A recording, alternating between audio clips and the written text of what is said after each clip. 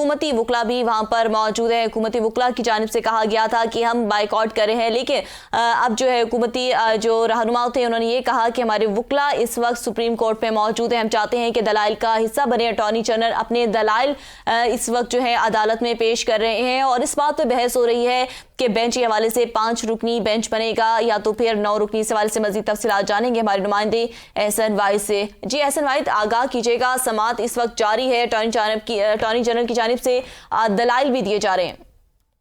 जी बिल्कुल, attorney general की जानिब से दलाइल दिए गए और अटॉर्नी जनरल के दलाइल की chief justice of Pakistan Umar Ata Bandial की जानिब से तारीफ भी की गई। चीफ जस्टिस ने कहा कि आप एहतराम के दायरे में रहते हुए बेहतरीन दलाइल दे रहे हैं, जिस पर अटॉर्नी जनरल ने कहा कि सूरत हाल सबके लिए मुश्किल है।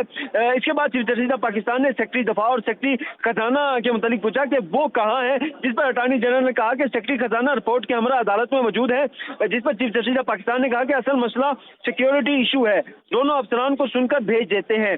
जिस पर अटॉर्नी जनरल ने कहा कि हसास मामला है, सिक्योरिटी मामलात पर इन कैमरा समाअत की जाए, जिस पर चीफ जस्टिस ऑफ पाकिस्तान ने कहा कि आप फाइल्स दे दें, हम जायजा ले लेते हैं। फोर्सेस का मामला सिर्फ आर्मी का नहीं बल्कि नेवी और एयरफोर्स का भी है। बड़ी फौज मसरूफ है तो नेवी और एयरफोर्स से मदद ली जा सकती है। इलेक्शन कमीशन कहता है 50% पोलिंग स्टेशन महफूज हैं। फौज में हर यूनिट या शोबा जंग के लिए नहीं होता। अदालत ने वो काम करना है जो खुली अदालत में हो। कोई हसास चीज सामने आई तो चैम्बर में सुन लेंगे, कोई आकर कहे तो सही के कितने सिक्योरिटी एहलकारों की जरूरत है, जिस पर अटॉर्नी जनरल ने कहा कि तमाम चीजें रिकॉर्ड पर मौजूद हैं। इलेक्शन कमीशन ने अपने फैसले में कुछ वजूहात बताई हैं। इसके बाद सेक्रेटरी दफा लेफ्टिनेंट जनरल रिटायर्ड हमूदुज्जमान रोस्टम पर आ गए। इस हवाले से फिर चीफ जस्टिस ऑफ पाकिस्तान ने उनसे जो है वो बात की और कहा कि हसास मालूमात नहीं लेंगे, मजमूई सूरत हाल बता दें। फिलहाल पंजाब का बताएं क्योंकि KPK में अभी तारीख ही नहीं।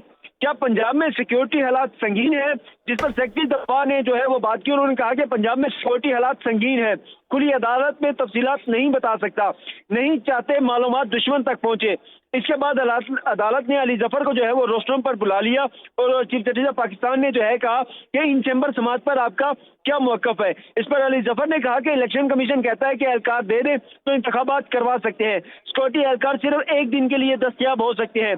सिक्योरिटी का इशू रहेगा, आईनी जरूरत 90 दिन की है। इस पर चीफ जस्टिस ने कहा कि सिक्योरिटी एहलकार कौन देगा। सवाल यह है कि 8 अक्टूबर को कैसे सब ठीक हो जाएगा। क्या इलेक्शन कमीशन को कम्बैट वाले एहलकार दरकार है, जिस पर अली जफर ने कहा कि रिटायर्ड लोगों की खिदमात भी हासिल की जा सकती हैं। इस पर सेक्रेटरी दफा बोले कि रिजर्व फोर्स मौजूद है जिसे मखसूस हालात में बुलाया जाता है। रिजर्व फोर्स को बुलाने का तरीकाकार मौजूद है। मजीद समाअत जो है वो अभी कमरा अदालत में जारी है। जी इस वक्त यकीनी तौर पर सेक्रेटरी दिफा के जो हैं वो बयान भी सामने आए। सेक्रेटरी खजाना को भी रोस्टम पे क्या इससे पहले बुलाया गया?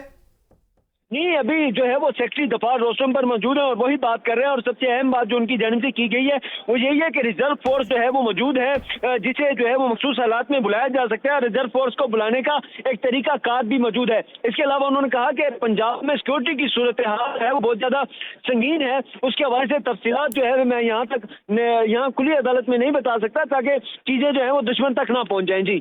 जी अभी वो रोस्टम पर बात कर रहे हैं, सेक्रेटरी दिफा इस रोस्टम में मौजूद हैं, अटॉर्नी जनरल भी वहां पर मौजूद हैं। ये बताइएगा क्या इनके बाद अब सेक्रेटरी खजाना का जो है वो बयान भी सामने आएंगे, वो भी रोस्टम पर आएंगे सेक्रेटरी दिफा के बाद?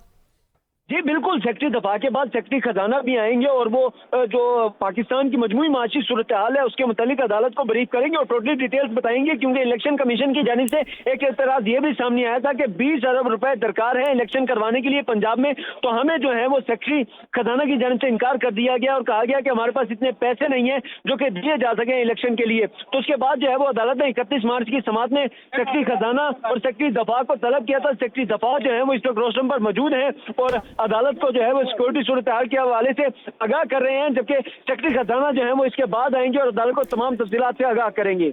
जी ये भी बताइएगा कि यकीनी तौर पर आज क्या आपको रुझान लग रहा है, जो कार्रवाई है उसमें ये तमाम बयानात आज ही कलमबंद होते हुए दिखाई दे रहे हैं, सेक्रेटरी खजाना के भी, सेक्रेटरी दिफा के भी?